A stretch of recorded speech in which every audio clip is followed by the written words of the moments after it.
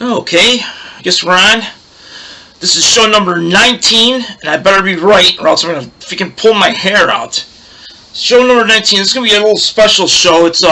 I'm doing a show. I actually had to research this a little bit. I'm doing a show of bands that were fake, but kind of ride the line between fake and reality and fake. You know, you got stuff like Kiss. It's a real band, but they did go into the comic book universe, just like Alice Cooper. They did a comic book with him, and stuff that could go the other way, go from reality to fantasy. But I'm gonna try to keep it one direction, and not the band One Direction, but one idea of fake bands just not being real, but having real recordings or stuff that made the top 100. Let's see, I wrote the information down, but I'm going to show all my stuff first, and whatever's left, I'll read off the list. So we'll do that. It'd be the fastest way to do it.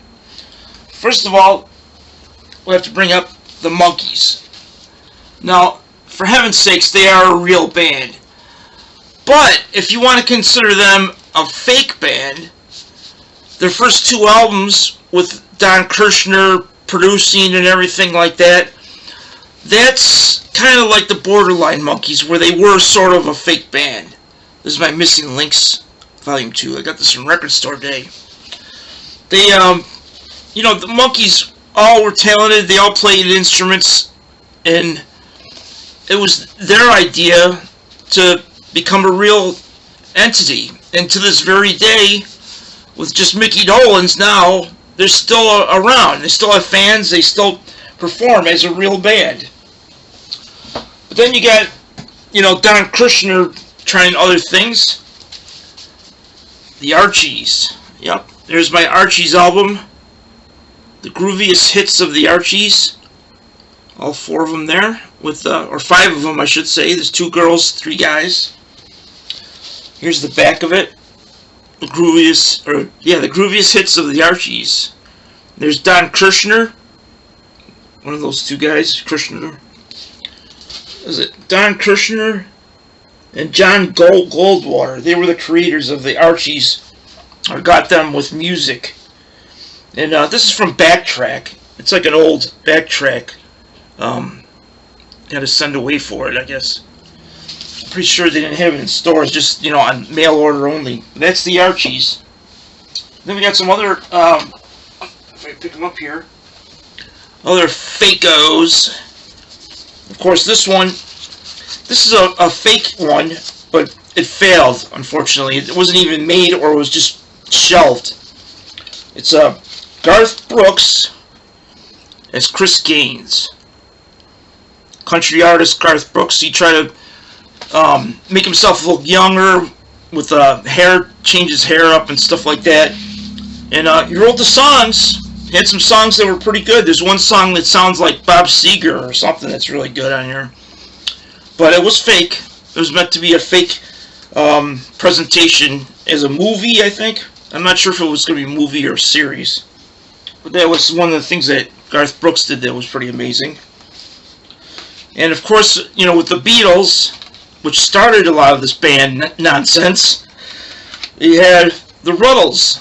I don't have the first album, but I got Archaeology. I'm not sure. I got the first album on vinyl, but I put it somewhere. I'm not sure where it is. Rutles Archaeology. This is their second entry. Trying to imitate like the Beatles, of course. There's the pants and the wigs. There was actually the genius behind that was Neil Innes.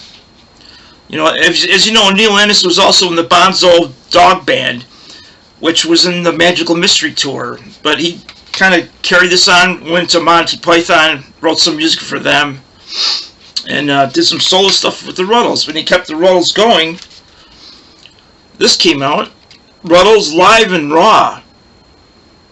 It was never advertised or anything. I happened to see it at a record store, and pretty cool. It's got most of the hits on it, or the ones that they played on the radio somewhat. Love Life that's on there. I'm trying to focus it on Cheese and Onions. Mostly the first album stuff.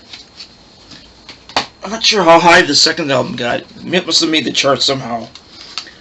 Then you got this guy, Eddie and the Cruisers. I think his name is Michael Perret in real life. This is the unreleased tapes. This just came out not too long ago, or at least on mail order it did. So the unreleased tapes of Eddie and the Cruisers. So they have like 2 or 3 albums of Eddie and the Cruisers stuff. This has got the hit On the Dark Side, but it's like a demo version or something. Something a little different. We can't see very well, can we? There it is. Eddie and the Cruisers. Then, of course, the Partridge Family. There's another one that is sort of fake and sort of real. The Partridge Family. I guess you have David Cassidy, who had a real career. Shirley Jones had a career before the Partridge Family and somewhat after. And also we have Danny Bonaducci. Did a lot of comedy stuff and some stuff. He played bass on one of the live shows that David Cassidy had. David Cassidy's actually pretty good. If you listen to some of his albums, he's actually really good as a solo artist. This is a good compilation from different albums. I don't know if you can see it or not. Get my fingers out of the way. It's a little bit, somewhat. I'm going to find the sweet spot on the thing there. Partridge Family. I guess the drummer for the Partridge Family, they had 2 people that played the part. The second guy, I think, actually plays drums. Not in the band currently, but he still plays drums as an artist, as a person. Just it's like Johnny Carson played drums, and Hogan from Hogan's Heroes, he played drums too. He's a drummer. Then you got, of course, Saturday Night Live with the Blues Brothers. This is the Blues Brothers and Blues Brothers 2000. Dan Aykroyd and John Belushi. And later on they had John Goodman filled in. I forgot who the kid and the other guy. There might be 2 other people. But I liked both movies. I thought they were both well done. Of course, without John Belushi, it's hard to make it work. But at least Dan Aykroyd was in there. John Goodman's a pretty good actor too. He's good. So that's what I got for my own personal collection.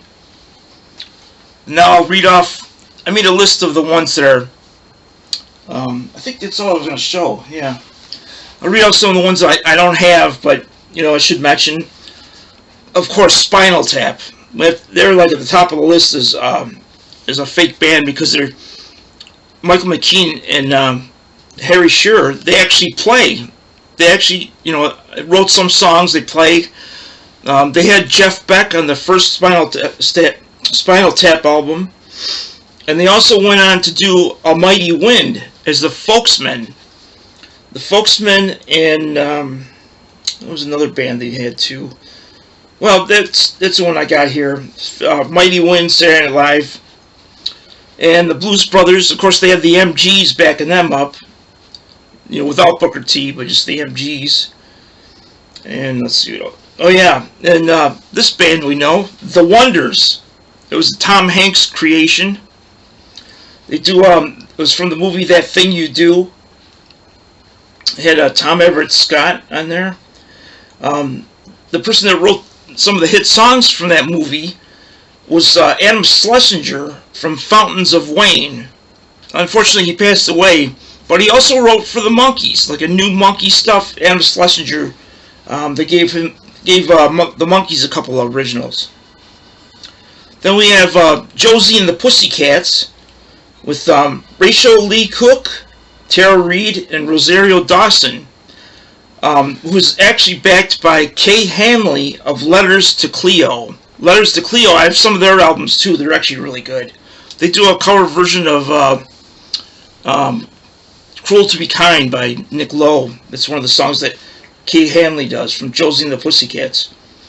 The original Josie and the Pussycats, the cartoon version, had Cheryl Ladd as the voice. I'm pretty sure it was Cheryl Ladd, the model that did the voice for the original Josie.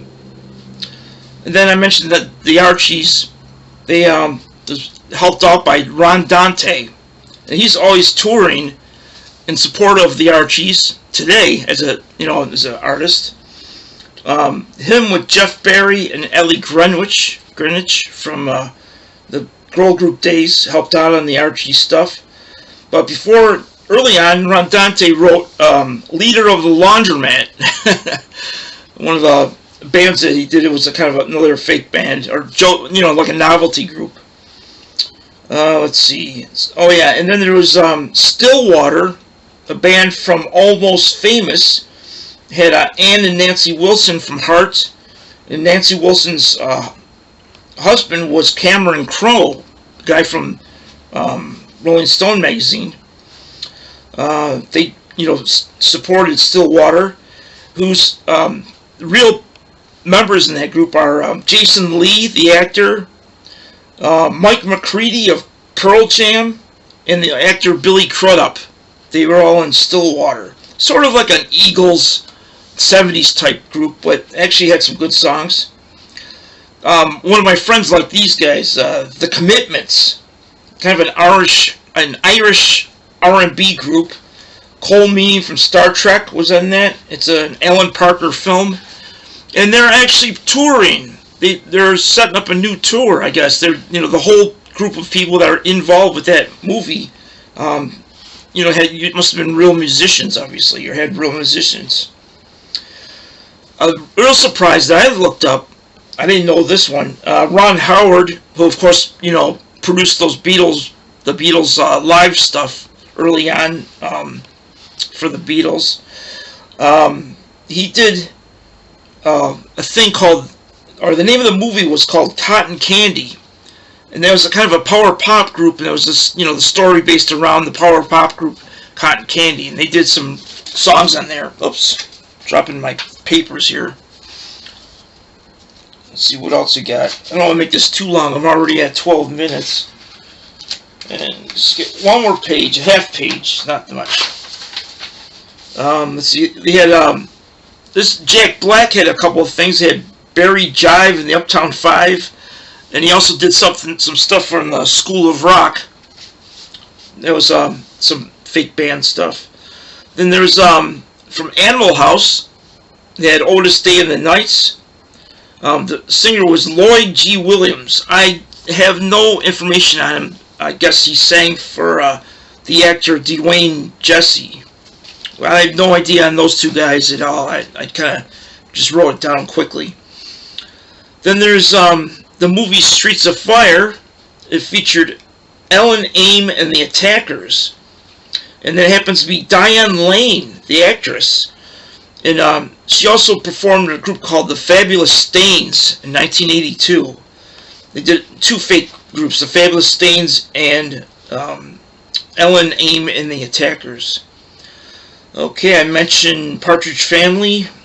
And the recent one, Daisy Jones and the Six. I didn't know about this, but I just found out. Riley Keough sings for them. And that's Elvis Presley's granddaughter. And she's the Daisy Jones of Daisy Jones and the Six. I'm going to start looking for that stuff. There was Wayne's World that had Crucial Taunt with the actress Tia Carrera, something like that.